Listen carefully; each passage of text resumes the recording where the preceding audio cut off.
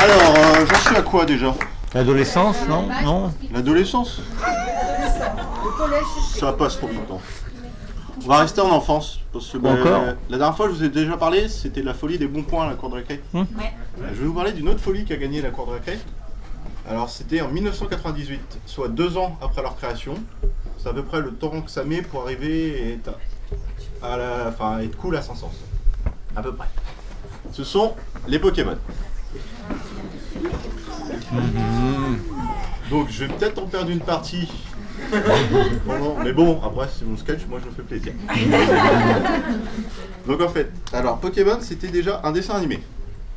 Donc, un gamin de 10 ans, lâché par sa mère, dans la nature, à pied, avec une carte. Il devait parcourir tout le continent à la recherche de Pokémon. Et gagner des badges aux arènes en même temps. Donc déjà, chose normale, tu laisses partir ton enfant de 10 ans, comme ça, dans la vie, hop. Et il marche à pied il marche à pied, normal. Il marche pendant toute la ville, mais prenez un GPS et une voiture. Enfin, je sais pas. Bah, sa mère l'accompagne. Le truc, c'est qu'il y va tout seul accompagné d'une petite souris qui lâche des éclairs.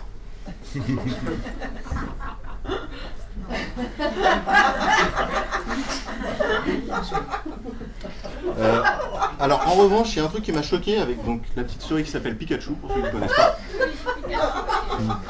Donc il est capable d'exploser un ballon gonflable, de mettre KO des Pokémon qui sont largement plus grands que les humains. Et quand il y a un humain qui prend une bonne décharge, ça va pas bien pendant 30 secondes et après, pas de problème.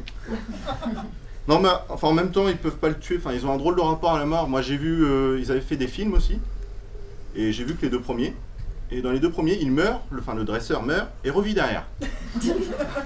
Donc le gars, il meurt, mais la mort ne vient pas le chercher.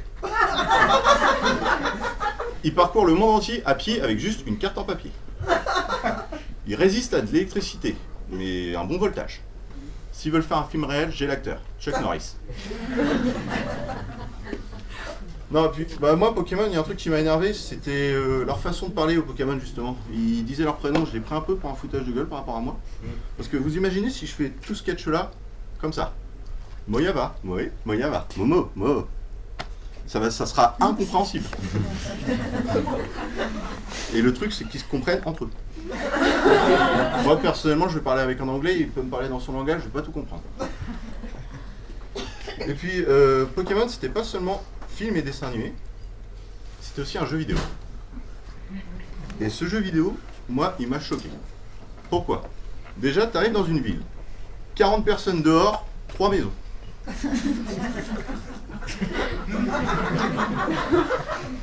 Et tu viens de loin, et tu peux rentrer dans la maison comme tu veux. Je veux dire, fais ça dans la vie réelle. Par exemple, je sais pas moi, Bastia par exemple. Je suis arrivé. Bonjour, je viens de Rouen, je capture des petites créatures, j'essaie de gagner des badges et tout. Je vais marcher pendant longtemps, est-ce que je peux me reposer chez vous? À Bastia, tu vas voir, tu seras accueilli avec une mitrailleuse. Ensuite, donc, le jeu vidéo. Moi, j'y ai passé à peu près 400 heures dessus. Oui, on perd du temps quand on est gamin. Donc 400 heures, c'est à peu près 16 jours.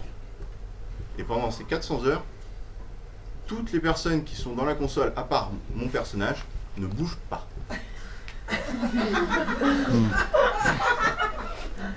Ça doit être chiant. Parce que je parle seulement la console allumée. C'est-à-dire que quand sur les 400 heures, les mecs sont restés.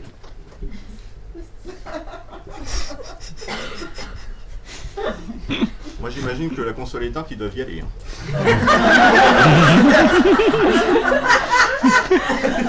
Et le truc, c'est que dedans, tu peux croiser aussi des mecs dans la mer. Donc déjà les gars ne bougent pas mais tiennent hors de l'eau. J'ai essayé une fois, j'ai failli me noyer.